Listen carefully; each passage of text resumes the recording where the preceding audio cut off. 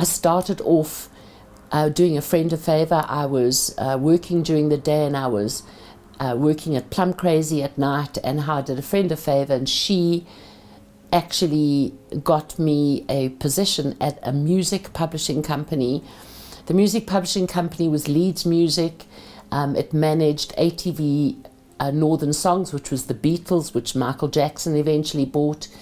And I worked with Abigail Kubeka, a very young Mara Lowe, through to so many South African artists, and that projected me into working in the public relations area of various companies. I launched artists like David Kramer. My first band that I ever founded while I was in music publishing was Backstop, with the famous Larry Amos and Tim Parr, one of the best blues albums if you can lay your hands on. Two artists that were from Soul Brothers, Lazarus Kokhudi, to international acts that came to South Africa, to Sun City.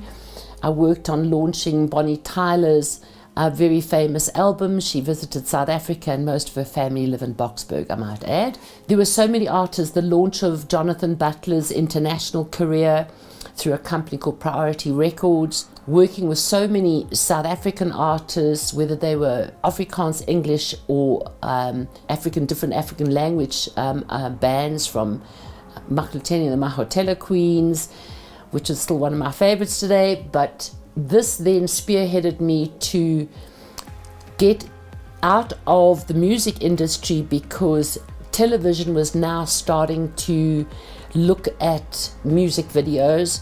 One of the first music videos that we produced, the total cost to delivery was 1,200 Rand, which is quite interesting, and still today we can do it even cheaper, because if you've got your own equipment. But I went into production side of things, worked on sport, which was Kaizer Chiefs. Their home ground was Ellis Park Stadium. So there was a lot of different areas that I worked on. I worked on various productions in television, whether it was Pop Shop, Fast Forward. And after working in the production side, I started my own business at the age of 33. Called The Organizer, and I was set a trend in my industry by being the first PR company that would be there to promote artists or a label.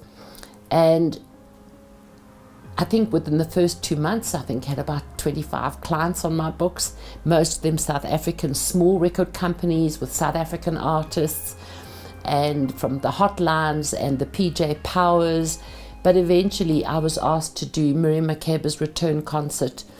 We started dealing with Nelson Mandela as he became president a couple of years later.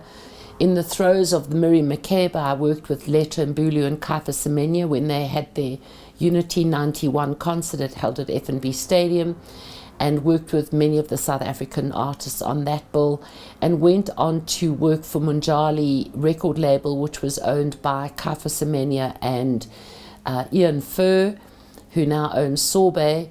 We were out of the country probably 8 to 9 months of the year, probably in Africa 3 months, in Johannesburg, South Africa would be here maybe a month, not consecutively. But with Miriam it was interesting, because not only was I her manager, but we had a very intense, close friendship. So my numerology was something that began in about 1992, 93. And what it was actually all about is that I was, at the time, I was in the music industry, and I was there for about 25 to 30 years. And I was managing the legendary Miriam Makeba. And I just had this question about where was I going to go when this industry thing I got too old for it. It was interesting that in working with Miriam, that her mother was a Sangoma. So she was very partial to esoteric and alternative methodologies. The numerology kind of twigged with me, but it wasn't that it was positive, because I found that no matter what book I bought, it would make me the same as somebody else born on my date of birth. And I'm not them, I'm different. And on one of my trips back with Miriam back to Johannesburg, my mother gave me a family tree book. And inside this book is where it all began. It's where I wrote my formula. I started to see patterns, and I don't believe in past lives or afterlife at all, but it's interesting that the pattern of the numbers is continuous throughout the chain of each family, because what you learn as a child and what you know as a child is what you attract as you get older. The numerology was never about a business, it was about who I was.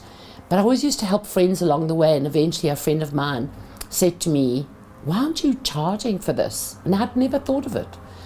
And that's where it all began. And it was referrals and friends that came to me, and through that I was introduced to somebody who wanted a filler on a TV program, and it was called Top Sport with Caiphus. And I had to do the cricket that was being played on a Saturday, but we were live on the Wednesday before the Saturday, and I was able to do the predictions. And I must say, I don't know anything about cricket. I don't even know how you play the game. Do I watch it? Yes, but I don't understand it. And I was accurate, and things started to roll from there. And so globally, the global year is one thing that affects all of us. It's a general thing. But then you can look at a country like South Africa's date of birth, to the president, to the controlling party that's in power. And this was starting to help me. But it was so interesting that my previous career, being in the music industry, where I was behind the scenes, now whatever I'd learned then actually helped me be able to do TV and radio, and eventually led me to have my own TV show, a 13-part series on SABC3 in December of 2003 that ran for about 3 months and then was reflighted. That really put me on the map. So to all women out there, for Women's Month this August, know that we have free enterprise in South Africa. You can start a business like I did. I started with a pen and a piece of paper. I never had a car. I never even owned a home. I owned nothing. Entrepreneurs, free enterprise. You don't need to depend or rely on anybody. If you know what your numbers and your name mean, I will help and guide you to have your own business and be the entrepreneurial South African woman for 2018 going forward.